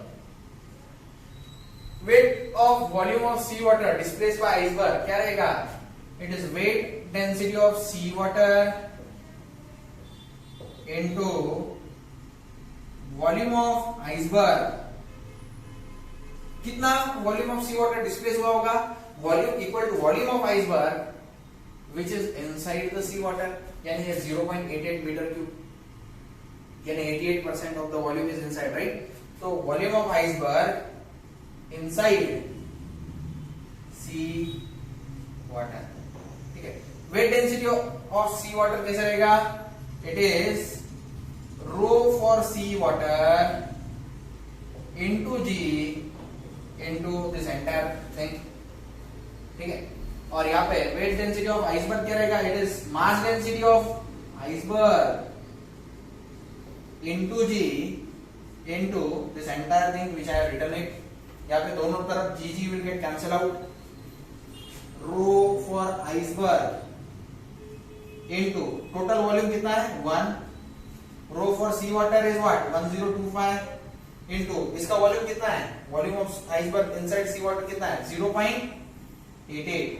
Calcium में multiply करो, answer आ जाएगा 1025 into 0.88. I'll get the answer as rho for iceberg. It will come out as 902 kg per meter cube. So it says that option D is correct. Option D is correct option. 902 kg per meter cube. Center of buoyancy always coincides with what? देखो centre of बुओयेंसी क्या concept है मैं समझाता हूँ। मान लो ये block है, इसका हाइट है कैपिटल H, तो इसका सेंटर ऑफ ग्रेविटी कहाँ रहता है? It is always the geometric centre. तो G का वैल्यू जो है वो रहेगा at a height of h/2। लेकिन यही ब्लॉक अगर मैं पानी में डाल दूं तो सेंटर ऑफ ग्रेविटी पे तो कोई फर्क नहीं पड़ता। सेंटर ऑफ ग्रेविटी पे फर्क नहीं पड़ता, पानी में डालो हवा में रखो। अगर पानी में डालो और पानी में हाइट है h, तो सेंटर ऑफ बुओयेंसी कहाँ लगता है? सेंटर ऑफ बुओयेंसी लगता है एट अ हाइट h/2। तो it coincides with option B correct है। It coincides with the centroid of the volume. It coincides with the centroid of the volume of fluid displace. तो fluid displace कितना होगा? ये मैं hatching करके दिखाता हूं। तो इस डायग्राम का सेंट्रोइड क्या रहेगा? ये अगर हाइट h है तो ये buoyancy will be at location h/2 from let me say O point, origin वाला पॉइंट। तो ये ऑप्शन बी सही, ठीक है। कुछ लोगों को लगेगा remains below centre of gravity सही है, तो ये हमेशा सही नहीं हो सकता। इस केस में देखो सेंटर ऑफ ग्रेविटी के नीचे है बुओयेंसी, लेकिन हमेशा नहीं हो सकता। क्यों नहीं हो सकता? मैं रीजन दे देता हूं। देखो फिर से वही डायग्राम ड्रॉ की, इसकी हाइट h है, सेंटर ऑफ ग्रेविटी जो है कितने डिस्टेंस पे है? h/2। मान लो पानी यहां तक भरा है, पानी यहां तक भरा है। अब इस केस में क्या हो गया? इस केस में पानी देखो इस सरफेस तक ही भरा है, ठीक है। अब इस केस में small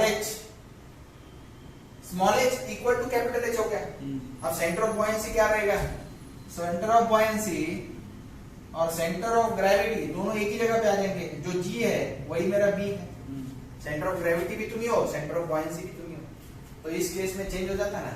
remains below the centre of gravity always नहीं हो सकता, नॉट ऑलवेज करेक्ट, ठीक है। Remains above the centre of gravity ये भी नहीं हो सकता, ठीक है। तो करेक्ट ऑप्शन ओनली बी है।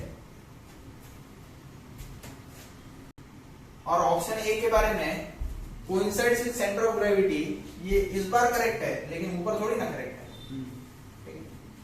तो ए भी नहीं हो सकता। हमेशा सही चीज कौन सी है? Coincides with the centroid of the volume of fluid displace, ये हमेशा सच है, बाकी सब गलत है। When a block of ice floating on a water in a container melts, the level of water in the container, of course, it will remain same. Change थोड़ी ना होगा। आइस भी वाटर से बना है, वाटर में ही फ्लोट हो रहा है, वो मेल्ट होके उसी में समा जाएगा, तो वॉल्यूम पे कोई असर नहीं होगा। इट विल लेवल जो है वाटर की उस पे कोई असर नहीं होगा। It will remain the same, ठीक है। So C is the correct option. Floating body will remain in stable equilibrium if, तो देखो फ्लोटिंग बॉडी के लिए मैंने एक चार्ट बना के दिया है, ये डायरेक्टली लर्न कर लो आप। इक्विलिब्रियम स्टेट स्टेबल है, फ्लोटिंग बॉडी कब स्टेबल होती है? m is above g।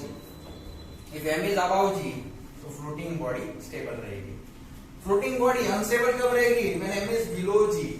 Floating body neutral कब रहेगी? When m and g coincide, when m and g coincide। ठीक है, तो मैं आपको ड्राइंग भी ड्रॉ करके दे सकता हूं। ये स्टेबल इक्विलिब्रियम की ड्राइंग है। When a body is given a small angular displacement due to external force, then it comes to original position due to internal forces is called as stable equilibrium। ठीक है, ये इसको समझने के लिए मैं आपको ड्राइंग ड्रॉ करके देता हूँ। मान लो ये वाटर लेवल है, इसके अंदर मैंने ब्लॉक प्लेस किया है। तो आप जानते ही होंगे ये जो है centre of gravity, centre of buoyancy क्या होगी? इसका सेंटर ऑफ बॉयंसी। अब मैं इसको थोड़ा सा डिस्प्लेसमेंट दे देता हूँ, तो ये ऑसिलेट करेगा about some fixed point, that is m। तो ये ऑसिलेट करेगा। ये कैसा है, आपको इमेजिन करवाने के लिए एक ब्लॉक ले लेता हूँ। मान लो ये वो ब्लॉक है, ठीक है। इसको डिस्प्लेस किया तो ये ऐसे ऐसे ऐसे ऐसे ऑसिलेट करना चालू करेगा अबाउट सम फिक्स्ड पॉइंट, ठीक है। उस फिक्स पॉइंट के अबाउट ऑसिलेट करेगा, उसको हम कहते हैं मेटा सेंटर, ठीक है। उसको हम कहते हैं मेटा सेंटर। जब ये मूव करता है थोड़ी देर के बाद, अगर इसके साथ ना खेला जाए तो ये इक्विलिब्रियम में वापस आ जाता है। तो इट इज स्टेबल इक्विलिब्रियम। ये कब पॉसिबल है? जब Meta centre is above centre of gravity, ठीक है। This is the condition for stable equilibrium. तो यहाँ पे ऑप्शन ए देख लो आप, the meta centre m is above the centre of gravity, तब ये इक्विलिब्रियम रहता है। अब दूसरा होता है अनस्टेबल इक्विलिब्रियम, तो वो भी मैं आपको एक्सप्लेन कर देता हूँ। अनस्टेबल इक्विलिब्रियम कब रहता है? अनस्टेबल इक्विलिब्रियम तब रहता है when m is below g। m is below g मतलब मान लो ये m जो है मेटा सेंटर नीचे है, बिलो g, ठीक है। अगर मैं इसको थोड़ा सा धक्का दे दूं, अब ये मूव कैसा होगा? ध्यान से सुनो, ये मूव कैसे होगा? ये ऐसा ऐसा ऐसा ऐसे, मतलब ये सिंक होने की कगार पे है, ठीक है। क्योंकि मेटा सेंटर ऐसा पॉइंट है जिसके अब ये ऑसिलेट होगा, तो ये सिंक हो सकता है, होगा। तो this is unstable equilibrium. Neutral equilibrium कब? जब m and g coincide. m and g कब कोइंसाइड करेंगे? जब m यहाँ पे आ जाएगा। m अगर यहाँ पे आ गया तो बॉडी ऐसे ऐसे ऑसिलेट होगा, ऐसे ऐसे ऐसे ऐसे ऐसे ऐसे। तो उसको कहा जाता है न्यूट्रल इक्विलिब्रियम। तो ये तीन केसेस होते हैं फ्लोटिंग बॉडी के केस में। One is m is above g, second m is below g, m and g coincide. आपको चाहिए तो ये थ्योरी लिख सकते हैं, नहीं लिखा तो भी कोई प्रॉब्लम नहीं, अगर समझ में आ गया तो okay. Next, a floating body is said to be in state of stable equilibrium। अभी हुआ ये सब, फिर से आ गया, ठीक है। रहने दो। ऑप्शन बी यहाँ पे करेक्ट है, when the meta center is above the center of gravity। तो वही चीज जो मैं आपको बता रहा था, ये ब्लॉक है, इसका सेंटर ऑफ ग्रेविटी g है, ओके। ये अगर पानी के अंदर है, सेंटर ऑफ बॉयंसी यहाँ पे कहीं तो भी आएगा, मेटा सेंटर ऊपर आएगा। तो स्टेबल इक्विलिब्रियम में तभी है when centre of gravity, when the meta centre m जो है वो ऊपर है as compare to centre of gravity. तो this is the condition for stable equilibrium. The increase in metacentric height increases stability, decreases stability, increases comfort of a passenger, decreases comfort of a passenger। तो metacentric height जो है जब हम increase करते हैं तो stability increase ही होती है, ठीक है। तो ये जो है स्टेबिलिटी इंक्रीज करता है, ओके। लेकिन स्टेबिलिटी इंक्रीज होने के साथ साथ कंफर्ट जो है वो डिक्रीज होता है, डिक्रीजेस कंफर्ट ऑफ पैसेंजर। देखो अब मेटासेंट्रिक हाइट के बारे में बता देता हूँ। मेटासेंट्रिक हाइट जो है पैसेंजर शिप्स में कम होता है as compare to army ship, जो फोर्सेस की नेवल फोर्सेस की शिप होती है, ठीक है। तो उसमें मेटासेंट्रिक हाइट ज्यादा रखा जाता है क्योंकि शिप जो है वॉर जोन में कम स्टेबल होनी चाहिए, ठीक है। यहाँ पे कंफर्ट ऑफ पैसेंजर ज्यादा रिक्वायर्ड नहीं क्योंकि अंदर सारे सोल्जर्स हैं, ठीक है। तो यहाँ पे शिप की स्टेबिलिटी ज्यादा इंपॉर्टेंट है, तो स्टेबिलिटी इंक्रीज होनी चाहिए शिप की, नेवल शिप की, नेवी वालों की शिप की, और पैसेंजर कंफर्ट वहां पे इतना इंपॉर्टेंस नहीं होता, तो वहां पे मेटासेंट्रिक हाइट थोड़ा ज्यादा रखा जाता है। और उल्टा पैसेंजर शिप में passengers comfort is very important, ठीक है। और उसको वॉर जोन में भी जाना नहीं है पैसेंजर शिप को, तो वहां पे स्टेबिलिटी ज्यादा मायने नहीं रखती। स्टेबिलिटी होनी चाहिए लेकिन इतना मायने नहीं रखती, passengers comfort is more important, so passenger ship में वैसा रहता है। तो मैं रीजन यहाँ पे लिख के दिया है, as the metacentric height increases stability increases but period of rolling decreases. Metacentric height for passenger ship is less than metacentric height for cargo ship. Cargo ship के बारे में भी वही है। कार्गो शिप मतलब ऐसा शिप है जिसमें सिर्फ लोड्स होता है, लोडिंग होता है, मतलब सामान जाता है, तो उसमें भी पैसेंजर कंफर्ट को इंपॉर्टेंस नहीं रखता, लेकिन स्टेबिलिटी बहुत इंपॉर्टेंट है। शिप अगर टिल्ट हो गई तो सब डूब जाएगा, नुकसान हो जाएगा। तो ऐसा यहाँ पे लिखा है, metacentric height for passenger ship must be less than metacentric height of cargo ship, और time period is inversely proportional to GM. GM यानी metacentric height, G centre of gravity से लेके मेटा सेंटर तक जो डिस्टेंस होता है it is metacentric height, it is inversely proportional to that. So option B is correct, that is 1 and 4. Okay, passenger ships, especially linear, are designed to have a relatively small metacentric height which lies within the range of. तो passenger ship का metacentric height standard है, it lies between 0.3 metre to 0.6 metre, और cargo ships यानी जो सामान लेके जाते हैं उनकी मेटासेंट्रिक हाइट होती है अराउंड 0.9 टू 1.2 मीटर। ठीक है, क्योंकि कार्गो शिप में तो कार्गो जाएगा, उसमें लोग नहीं जाएंगे, तो कंफर्ट की कोई जरूरत नहीं, लेकिन स्टेबिलिटी की जरूरत है कार्गो शिप को, तो उसका मेटासेंट्रिक हाइट ज्यादा दिया जाता है। तो ऑप्शन करेक्ट ऑप्शन जो है वो बी है, it is 0.3 metre to 0.6 metre. Okay, next match the pairs है, इसका ऑप्शन बी सही है, हम सीधा कर देते हैं, ए का ऑप्शन 1 करेक्ट है। Okay, submerge body, submerge body के लिए force on the curved surface सही है। For B option 2 is correct. Floating body के लिए क्या रहता है, मोमेंट ऑफ इनर्शिया। सी के लिए 3 ऑप्शन करेक्ट है। मेटासेंट्रिक हाइट किससे रिलेटेड है, मेटासेंट्रिक से रिलेटेड है। बुओयंसी, तो सी के लिए 3 सही है, और डी के लिए 4 सही है। बुओयंसी क्या है, force acting up vertically up. Buoyancy is the force acting vertically up. Next question क्या है, a rectangular floating body 20 metre long and 5 metre wide, 20 metre long and 5 metre wide, the water line is 1.5 metre above the bottom. तो जो water line है ये कहां पे है, it is 1.5 metre above the bottom if the center of the gravity is 1.8, if the center of gravity is 1.8 meter from the bottom, तो bottom से मान लो this is bottom, I will locate this as O, तो वहां से center of gravity जो है वो कितने हाइट पे है, center of gravity यानी G जो है उन्होंने कहा it is at 1.8 meter from the bottom, then the metacentric height will be approximately, metacentric height मुझे फाइंड करनी है, यानी टू फाइंड मुझे क्या करना है, GM डिस्टेंस मुझे फाइंड करना है। ठीक है, तो मैं सॉल्व करना शुरू कर देता हूं। उनका क्या कहना है, rectangular floating body 20 metre long and 5 metre wide है। 5 मीटर वाइड मतलब ये देखो, ये जो हाइट है ये 5 मीटर है, ये जो डायमेंशन है ये 5 मीटर है। ये ब्लॉक एक्चुअली ऐसा है, मैं यहाँ पे आपको ब्लॉक भी ड्रॉ करके देता हूँ 3D में।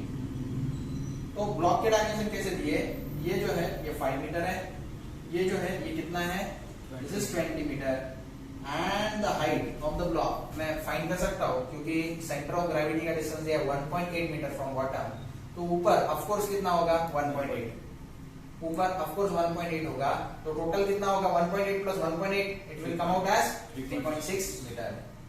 तो ये वो ब्लॉक है जिसको पानी के अंदर इमर्स किया गया है, तब पानी की हाइट थी 1.5 मीटर, और मुझे फाइंड करने को कहा है कि मेटा सेंटर इसका कहां पे लोकेटेड है। तो मेटा सेंटर फाइंड करने के लिए मैं कुछ कैलकुलेशंस करना चालू कर देता हूं। सबसे पहले सेंटर ऑफ बुओयंसी लोकेट करते हैं। सेंटर ऑफ बुओयंसी कहां पे होगा, सेंटर ऑफ बुओयंसी यानी ओबी डिस्टेंस ऑफ कोर्स 1.5 का आधा होगा, क्योंकि वॉल्यूम जितना इमर्स्ड है उसका सेंट्रोइड होता है, तो it will come out as 1.5 divided by 2, it will come out as 0.75 metre. उसके बाद में ओजी बार तो दिया हुआ है, इट इज 1.8 मीटर। ओके, फिर उसके बाद में एम जो है मेटा सेंटर मान लो यहाँ पे कहीं तो भी लोकेटेड है, ठीक है, मुझे पता नहीं, यहाँ पे हो सकता है ऊपर भी हो सकता है, पता नहीं। तो बीएम बार के लिए स्टैंडर्ड फॉर्मूला है, बी से लेके एम तक standard formula it is I upon B, where I is the moment of inertia of water line area O dash. Water line area मतलब जो वो एरिया जो पूरी तरह से पानी के अंदर डूबा हुआ है, पानी के अंदर ये ब्लॉक के नीचे का सरफेस एरिया डूबा हुआ है, मान लो ये वो ब्लॉक है, तो ये जो नीचे का एरिया है ना वो पूरा पानी के अंदर है, तो उसका मोमेंट ऑफ इनर्शिया कैसे निकालेंगे, यहाँ पे देखो। अब ओ एक्सिस कौन सी है, ओ डैश एक्सिस मतलब ये सामने आपको वो दिख रहा है, पीछे की तरफ ओ डैश रहेगा, तो वो किसको कट कर रही है, इस 5 मीटर को कट कर रही है, तो वो कैसा रहता है BD क्यूब अपॉन 12, ठीक है। तो B जो है वो क्या रहेगा, ये देखो, ये कितना है 20 है, ये कितना है 20 है, ये कितना है 5, तो 20 इंटू 5 का क्यूब अपॉन 12, तो 20 इंटू 5 का क्यूब अपॉन 12, ये I का वैल्यू है। और वॉल्यूम कौन सा, volume of fluid displaced by body, volume of fluid क्या रहेगा, सबसे पहले बेस का एरिया निकालो, कैसे रहेगा बेस का area, it is 5 into 20, 5 into 20, और कितना हाइट पानी में है, इट इज ओनली 1.5, ठीक है। तो ये अगर कैल्सी में डालोगे तो BM डिस्टेंस मुझे मिल जाएगा।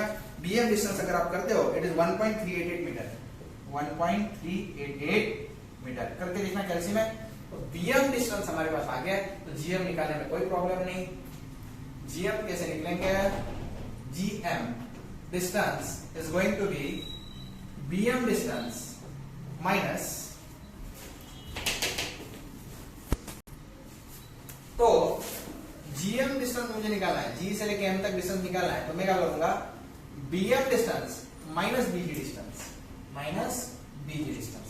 तो BG डिस्टेंस मैंने निकाल के नहीं रखा है, मैं निकाल के रखता हूं। BG डिस्टेंस कितना रहेगा, B से लेके G तक, BG डिस्टेंस अगर आपको निकालना है तो OG distance minus OB distance करना पड़ेगा। OG डिस्टेंस मेरा है 1.8 और OB डिस्टेंस है 0.75, तो ये अगर आप सब्ट्रैक्शन करोगे 1.05 आएगा, राइट। तो वो मैं सब्स्टिट्यूट कर देता हूं, BM distance is 1.388 minus BG distance जो है, BG बार इज 1.05 मीटर, इनका सब्ट्रैक्शन करो कितना आता है, it will come out as 0.34 है क्या, चेक करो, 1.388 माइनस 1.05, यस कितना आ रहा है, 388 388 नहीं ना, 338 मीटर, यानी कितना होता है, it is approximately what, 0.34 0.34 metre. तो ये ऑप्शन कौन सा करेक्ट है, option C is correct, option C is correct. देखो 23rd question, a wooden plank, specific gravity 0.5, it is 1 meter by 1 meter by 0.5 meter, floats in a water with a 1.5 kilonewton load on it, with 1 meter by 1 meter surface horizontal। तो मैं draw ही करके देता हूँ, इसका 1 metre by 1 metre का surface जो है वो हॉरिजॉन्टल है, और हाइट जो है कितनी है, 0.5 मीटर है। So let me draw it for you, 0.5 metre. ये दिखने में कुछ ऐसे नज़र आएगा, 3D में मैं अगर बनाऊंगा तो आपको ऐसे दिखेगा, this is the wooden plank. Okay, the depth of the plank lying below water surface shall be, तो वाटर सरफेस मान लो ऐसा पानी के अंदर है ये, तो पानी के अंदर डेप्थ कितना है वो मुझे फाइंड करना है। तो let me say the depth under water be h, depth under the water be h। उन्होंने क्या बताया है, इसके ऊपर लोड भी है, लेट मी से this is load and this is 1.5 kilo Newton load. Okay, तो कैसे सॉल्व करेंगे, यहां पे देखो, total load must be equal to weight of volume of weight of volume of water displaced by wooden plank, okay. तो ये जो total load है, ये टोटल लोड कैसा है, it is weight of wooden plank plus additional load of what, 1.5 kilonewton, okay, is equal to weight of volume of water displaced by wooden plank। ये कैसे निकालूंगा, it will be done like this, weight density of water into volume of wooden plank immersed in water. Okay, तो इसको solve कैसे करेंगे ध्यान से सुनो. वेट ऑफ वुडन प्लैंक कैसे निकालूंगा मैं? It is S for wooden plank into weight density of water. S for wooden plank into weight density of water. Actually में ये क्या रहता है? It is weight density of wooden Planck, okay, into total volume of wooden Planck. Total volume of wooden Planck plus additional load of 1.5 kilo Newton. 1.5 kilo Newton मतलब कितना Newton होता है? 1500 Newton होता है. यहां पे वैल्यू सब्स्टिट्यूट करना चालू कर सकते हैं आप. Wait density of water it is what? 9810 into volume of a wooden plank immerse in water. कितना पानी के अंदर डूबा हुआ है? कितना है देखो तो. Immerse in water is 1 into this height h. 1 into height h. Okay, यहाँ पे वैल्यू सब्स्टिट्यूट करना रह गया. Weight density of wooden plank क्या रहेगा? It is S for wooden plank into weight density of water into total volume of wooden plank. अच्छा, total volume of wooden plank मैं इधर लिख सकता हूं आपके लिए. ये फिर से लिखने की कोई जरूरत नहीं. Total volume of wooden plank क्या रहेगा? 1 into 0.5 plus 1500 is equal to 9810 into 1 into h. Okay, यहाँ पे अभी वैल्यू पुट कर देते हैं. S for wooden plank it is given specific gravity is 0.5. तो 0.5 into weight density of water, W के सब्स्टिट्यूट में W, it is 9810 into 1 into 0.5 plus camera इधर शिफ्ट होगा 1500 is equal to 9810 into 1 into h. Okay, ये calcium में पूरा डालो. 9810 into H ये साइड आएगा. इसको पूरा कैल्शियम में जैसे के तैसे टाइप करो. यहां पे आंसर कितना आता है चेक करो.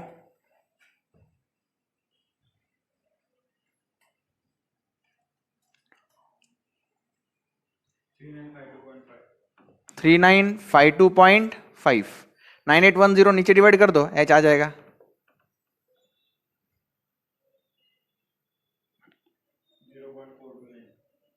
Zero point 4029 metres. हमारा कौन सा मैच हो रहा है? ऑप्शन सी मैच हो रहा है. That is H is approximately equal to 0.40. ये देखो 29 को मैं 3 लिख सकता हूं ना. So this is the correct option. That is option C is correct. Option C 0.403 metre is the correct option. 0.403 is the correct option. A metal cube of size 15 centimeter by 15 centimeter by 15 centimeter. ये actually दिखने में कैसे दिखेगा? ये ऐसा cube की तरह दिखेगा आपको.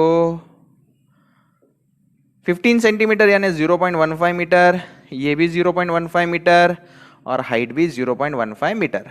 ओके, एंड स्पेसिफिक ग्रेविटी इस क्यूब का एस दिया है 0.86.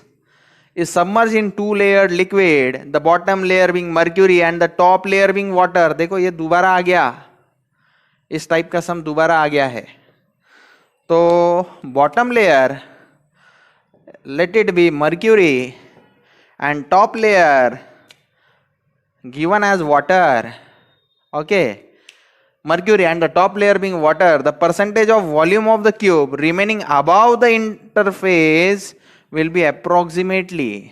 तो interface कौन है? This is that line, this is interface. ठीक है, तो ये ब्लॉक में जब इमर्स करूंगा, इसके अंदर ब्लॉक जब इमर्स करूंगा तो कितना परसेंट इंटरफेस के ऊपर है, कितना परसेंट वॉल्यूम इंटरफेस के ऊपर है वो मुझे फाइंड करना है। तो कैसे करूंगा, सबसे पहले मैं डायमेंशंस निकाल लेता हूं। देखो ये डायमेंशंस तो आपको पता है, ये डायमेंशन कितना होगा, it will be 0.5 metre, 15 metre, 0.15 metre. Okay, इसके पीछे जो रहेगा वो भी 0.15 मीटर। अब रहा सवाल हाइट का, तो height, let me take this height at X, तो ये हाइट क्या हो जाएगी, ये हाइट हो जाएगी 0.15 माइनस एक्स, क्योंकि टोटल हाइट कितनी है, टोटल हाइट है 0.15 मीटर। इस हाइट को in water let x be the height, let x metre be height of block above interface, यानी that is in water. Okay, then 0.15 minus x meter will be height of block below interface, right? That is in mercury. Okay, इसके बाद मैं principal apply कर देता हूं। Principal flotation वाला क्या है, weight of block, weight of cube, weight of metal cube will be equal to weight of volume of water and mercury displaced by cube। ठीक है, तो ये कैसे करेंगे, वेट ऑफ मेटल क्यूब कैसे निकालेंगे, it will be weight density of cube into what, volume of cube, और weight of volume of water displace क्या होगा, it is weight density of water into volume of cube immersed in water, plus regarding mercury क्या होगा, weight density of mercury into volume of cube immersed in mercury। ठीक है, अब इसमें respective values put करेंगे। Okay, तो weight density of cube कैसे निकालेंगे, it is going to be S for cube into weight density of water into volume of cube. Volume of cube कैसे करूंगा मैं, it is 0.15 into 0.15 into 0.15, each dimension of the cube is 0.15, तो total volume आएगा 0.15 into 0.15 into 0.15। Next, weight density of water into volume of cube immerse in water, volume of cube immerse in water, in water dimension कैसे रहेंगे, ध्यान से सुनो, ये देखो ऐसा रहेगा, दिस इज 0.15, दिस इज 0.15 और हाइट x होगी, तो आई will write here 0.15 into 0.15 into x, plus for mercury wait density of mercury कैसे करोगे, S for mercury into weight density of water into its volume. Volume कैसे निकालोगे आप, volume निकालने के लिए, मर्क्यूरी का वॉल्यूम निकालने के लिए, देखो दिस इज 0.15, पीछे 0.15 इंटू हाइट जो है 0.15 इंटू 0.15 और उसकी हाइट जो है it is 0.15 minus x, 0.15 minus x. Okay, इतना हो गया। अब आप क्या करो, through out divide by, through out divide by WW into 0.15 into 0.15। ठीक है, इस टर्म से थ्रू आउट आप डिवाइड करो, तो जब डिवाइड करोगे ये टर्म जो है ये कैंसिल हो जाएगा, इधर भी वैसा टर्म नजर आ रहा है वो भी कैंसिल हो जाएगा, इधर भी उस तरह का टर्म नजर आ रहा है वो भी कैंसिल हो जाएगा। अब ये क्या बचा, अब ये क्या बचा मैं लिख देता हूं, it is S for cube into 0.15 is equal to, यहां पे ओनली x प्लस यहां पे S for mercury into 0.15 minus x. S for cube कितना दिया गया है, इट इज 0.86 इंटू 0.15, यहां पे x, S for mercury is 13.6, it is 0.15 minus x. अब आप इसको सॉल्व करो, x आ जाएगा। ओके, स्पेसिफिक ग्रेविटी 8.6 दिया है, 0.86 नहीं दिया है, 8.6 दिया है मेटेलिक क्यूब का। I will write here 8.6। Okay, let me do it for you. Okay, तो आप क्या करोगे next, x as it is 13.6 into 0.15 plus 13.6x, sorry here it is minus sign, here it is 8.6 into 0.15, ये term equal to के वो side लेके जाओ। Okay, x minus 13.6x is 12.6x with minus sign, equal to के वो side गया तो 12.6x with plus sign. यहाँ पे 13.6 इंटू 0.15, ये टर्म वो साइड लेके जाओ, माइनस 8.6 इंटू 0.15। ठीक है, ये कैल्सी में डालो, इस आंसर को 12.6 से डिवाइड करो, x का वैल्यू आपको मिल जाएगा। x कितना आता है, it is I think 5.952। Check करो, यानी x जो है 5.952, यानी अप्रोक्सीमेटली कितना आया, 6 सेंटीमीटर। करो, आप करो, मैं नहीं करता। 0.05952, ये मीटर्स है, तो सेंटीमीटर में क्या आएगा, 5 इंटू 100 करो, 5.952 मीटर सेंटीमीटर्स, यानी अप्रोक्सीमेटली x का वैल्यू अप्रोक्सीमेटली 6 सेंटीमीटर आएगा। ठीक है, लेकिन मुझे जो पूछा है volume, percentage volume about the interface कितना है वो पूछा है, तो मैं करके दिखाता हूं। Okay, now step 2। स्टेप 2 मुझे क्या करना है, परसेंटेज वॉल्यूम अबाउ इंटरफेस निकालना है, इंटरफेस निकालना है। तो परसेंटेज वॉल्यूम अबाउ इंटरफेस में कैसे निकालूंगा, it is volume of cube above interface divided by total volume of cube into 100। तो इस तरह से निकालूंगा। ये कैसे है मैं आपको एक्सप्लेन कर देता हूं। ये वो क्यूब है, दिस इज दैट क्यूब। अब क्यूब की हर साइड कितनी है, 0.15 metre, 0.15 metre, and height is also what, 0.15 metre. Okay, तो टोटल वॉल्यूम के कॉलम में, टोटल वॉल्यूम की जगह पे 0.15 इंटू 0.15 इंटू 0.15 आ जाएगा। ओके, उसके बाद में next volume of cube above interface. Above interface मतलब वो पार्ट जो वाटर में है, जिसको वाटर कवर करने जा रहा है, तो उसका वैल्यू अभी अभी मैंने निकाला। ये जो हाइट है this is 6 centimetre, right. 6 centimetre यानी कितना होता है, 0.06 मीटर। ओके, और ये डायमेंशंस कितने हैं, this is 0.15 metre, this is also 0.15 metre. तो वैल्यू सब्स्टिट्यूट कर देता हूं। वॉल्यूम कितना आएगा फिर ये शेडेड पार्ट का, it is 0.15 into 0.15 into 0.06 into 100। तो 0.15 0.15 0.15 0.15 कैंसिल होता है। ये 0.06 divide by 0.15, it will just come 6/15 into 100। कैल्सी में करो, यू विल गेट 40%। चेक करो, 6/15 into 100, 40%। So 40% is the correct option, और ये जो है आंसर ऑप्शन सी में है।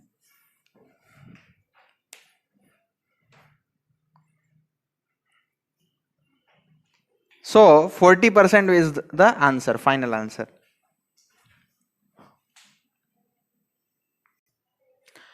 An odd shaped body weighing 7.5 kg. तो weight क्या होगा, weight will be mass into gravity. मास कितना है बॉडी का, 7.5 इंटू 9.81, तो ये वेट हो गया न्यूटन में। ओके, वेट ऑफ बॉडी, तो ये मैंने निकाला इन Newton's. An odd shaped body weighing 7.5 kg and occupying 0.01 meter cube, यानी volume of body is how much? It is 0.01 meter cube.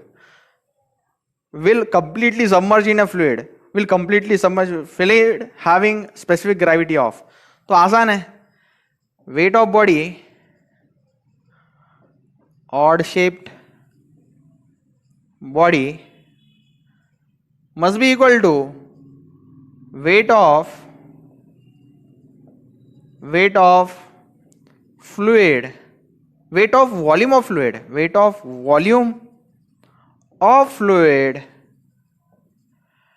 completely displaced by odd shaped body. ये concept लगा दो, answer आ जाएगा.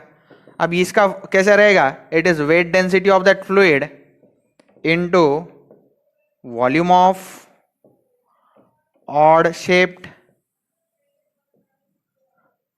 बॉडी. ठीक है, weight density of that fluid into volume of odd shaped body. और यहाँ पे weight of odd shape body मैंने ऑलरेडी निकाल के रखा है, इट इज 7.5 इंटू 9.81. अब यहाँ पे सिर्फ वैल्यू डालना है. वेट डेंसिटी ऑफ फ्लूइड क्या रहेगा? It is S for fluid into weight density of water. Wait density of water is 9810 into volume of odd shape body already given है 0.01. इधर 7.5 इंटू 9.81. वैल्यू सारे सब्स्टिट्यूट करो, S F का value आ गया. वो अगर आप कैलसी में करोगे तो ऑप्शन डी करेक्ट आएगा, 0.75 के आसपास आंसर आएगा. यानी इसको इसके साथ मल्टीप्लाई करो, इन दोनों का मल्टीप्लीकेशन 9.81 0.98. ठीक है, करके देखो, कैलसी में करो, मैं कुछ बोलता नहीं जा. 0.75 आ रहा है, तो this is the correct option D, 0.75. Okay.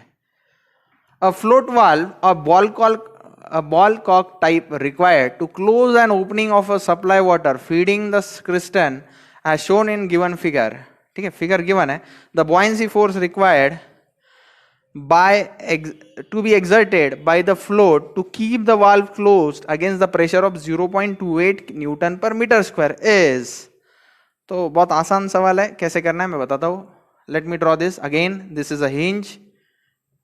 Okay, और ये यहाँ पे कनेक्टेड है मेरा बॉल. ओके, तो बॉल के ऊपर buoyancy force, let me call it as F B. तो हिंज सेक्शन से ये डिस्टेंस जो है ये दिया हुआ है 500 mm. ओके, और यहाँ पे एक सिलेंडर को ये अटैच्ड है जहाँ पे प्रेशर जनरेट हो रहा है पी.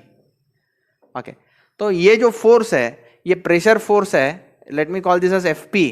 तो वो कहाँ लगेगा? नीचे की डायरेक्शन में, एफ पी. ये बॉयंसी फोर्स और ये जब इक्वल हो जाएंगे वॉल कॉक क्लोज हो जाएगा. ये कितने डिस्टेंस पे है? It is at location 100 mm. मैं अगर एफ पी फोर्स निकाल लो तो एफ बी यानी बॉयंसी फोर्स आराम से आ जाएगा. तो सबसे पहले एफ पी फोर्स निकालता हूं. ठीक है, एफ पी फोर्स क्या रहेगा? It is pressure into area of cylinder, cross section area of cylinder. वो जो सिलेंडर है उसका, उस सिलेंडर का डायमीटर दिया है 10 mm. 10 mm यानी कितना मीटर होता है? 10 डिवाइडेड बाय 1000 मीटर होता है. 0 0 cancel, it will come out as 0.01 metre, right. ठीक है, तो प्रेशर कितना है? प्रेशर कितना दिया गया है? 0.28 newton per metre square. Pressure is given as 0.28 newton per mm square है, नॉट मीटर स्क्वायर. तो 0.28 into 10⁻⁻6 newton per metre square आ जाएगा. अच्छा सर, ये 10⁻⁻6 आया कहाँ से? मैं आपको कन्वर्जन बता देता हूँ. 1 मीटर इज 10⁻³ mm. तो taking square on both side, 1 metre square is 10⁻6 mm square. 10⁻6 नीचे लेके जाओ, 1/10⁻6. 1/10⁻6 जब ऊपर जाएगा 10⁻⁻6 metre square is equal to 1 mm square. तो 1 mm स्क्वायर जो था, okay, 10⁻6 mm square is 1 metre square. 10⁻6 नीचे चला गया, 10⁻6 होगा. ओके, मैं जैसे कि तैसा लिखता हूं, newton as it is. mm square की जगह पे क्या लिखूं? mm स्क्वायर की जगह पे 10⁻6 मीटर स्क्वायर लिख देता हूं. अब ये 10⁻6 जब ऊपर जाएगा तो 0.28 into 10⁻6 Newton per metre square हो जाएगा. ओके, चलो, तो प्रेशर का value 0.28 into 10⁻6. Cross section area of cylinder रहेगा π/4 इंटू डी स्क्वायर. डायमीटर कितना है?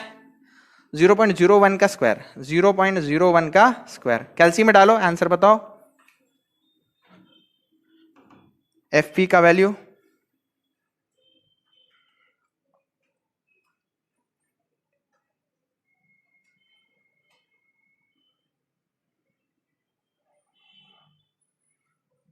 ये पॉइंट आपको नजर आ रहा है, ये हिंज है। क्या है एफ पी का वैल्यू?